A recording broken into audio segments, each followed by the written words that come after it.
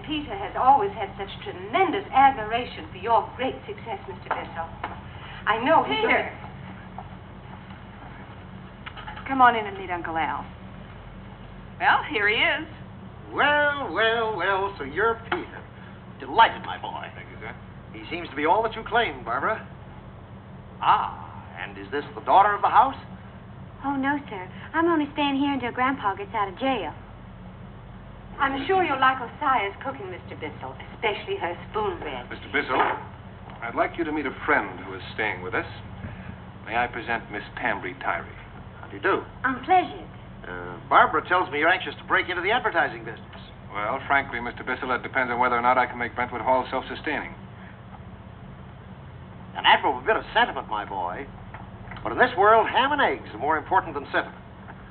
This place has had its day. Oh, I'm not so sure about that, Mr. Bissell. Oh, it's all right as a curiosity, a relic of the past. But nowadays, you've got to look to the future. Move with the tide if you ever hope to become rich. Pete's already rich with all this good land just itching to grow things. My dear child, I saw this good land as I drove up. Furrowed and hilly. Probably played out years ago. Anyone with land is rich. Really, Tammy? It ain't like the river that flows away underfoot. It's always here, solid and secure. It's like Grandpa always says. There's two ways in which man comes nigh to doing the work of God, the bringing of life. One's in the growing of things out of the soil, and the other's in having children. Naturally, you're an expert on both, Tammy. Well,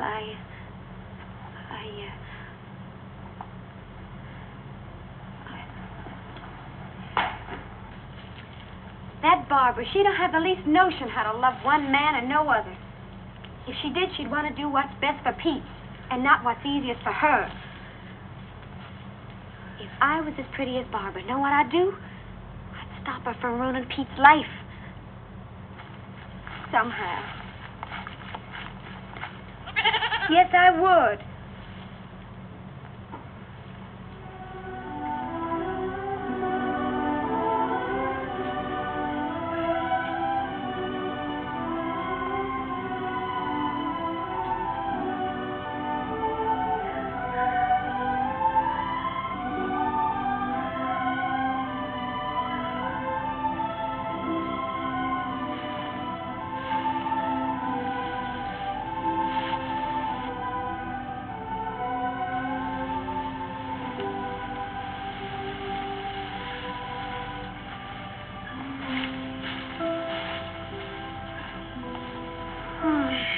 Oh.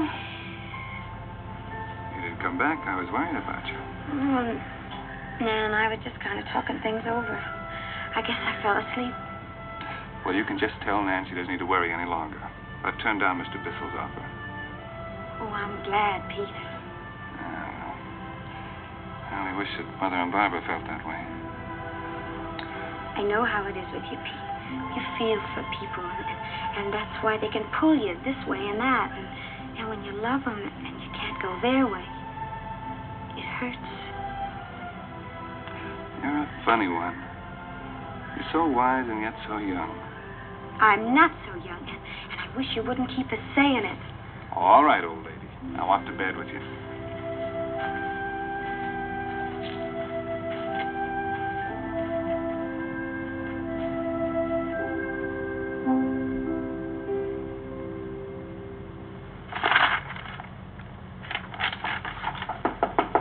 Come in. What in the world's this? Thought you might like your breakfast brung up, you being a guest. Batter cake, sausages, molasses, and coffee. Never take anything but dry toast and coffee. Indigestion.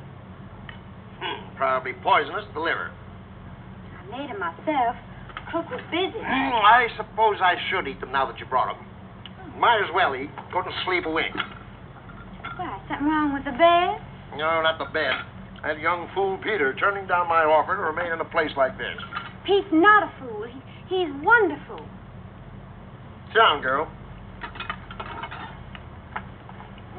Not bad. Just how wonderful is this, Pete? The most wonderful there is. Thought my niece had a mortgage on him. she wants him, if that's what you mean. For richer, but not for poor. Can't blame her. In this world, you gotta look out for number one. Not when you're supposed to be in love. Love's a disease. Did you never loved a woman? Too busy getting where I am. A man travels faster when he travels alone. It's a curious thing to see a man alone. Alone with nothing to show for his life but indigestion. Well, I got to go now. Don't you want a tip? Tip? Money for extra service. It's customary. Well, Gosh almighty! The money Pete left in the drugstore. Betty's been laughing at me all the time. Dip my pants. All right. One's on the end. Tammy! Just a minute. I'll be right down just as I give Mr. Bissell his pants.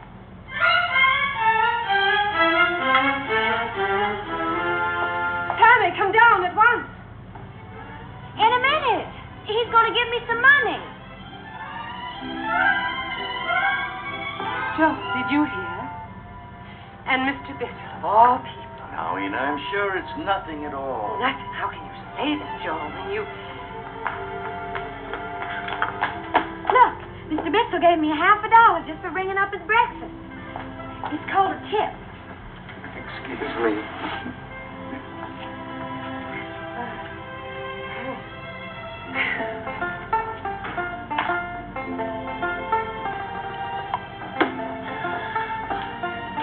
What's wrong, Di? Every year come pilgrimage week. Same old thing. I figured you'd be excited with all them visitors coming today. It's this here slave time bandana Miss Brent makes me wear. Pete told me everybody's going back into old times, dressing like other days. Yeah, I know. But a bandana don't let no air in. Your brains circulate better when they ain't so confined. Oh, I ain't never seen anything so pretty in all my born days. It's like a blue cloud. Oh, that Miss Barbara. She don't wear nothing but the best. Must be pure silk for sure. Well, Miss Tammy, you bring your dress in.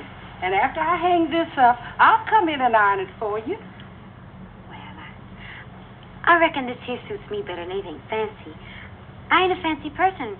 Wouldn't be no use putting on. No, ma'am. You ain't fancy, Miss Tammy. You ain't silk or satin. But you're pure 100%, whatever you is.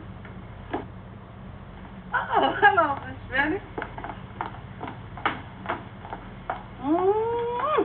Ain't that something? You look beautiful, Miss Reynolds. You don't need to be polite, Tammy. Let's just say it's artistic. I designed it myself. Have to have a little fun. You look like the Queen of Sheba. Well, that's something anyhow. Now, you come with me. I've got just the thing for you to wear. For me? But nobody said anything about me dressing up.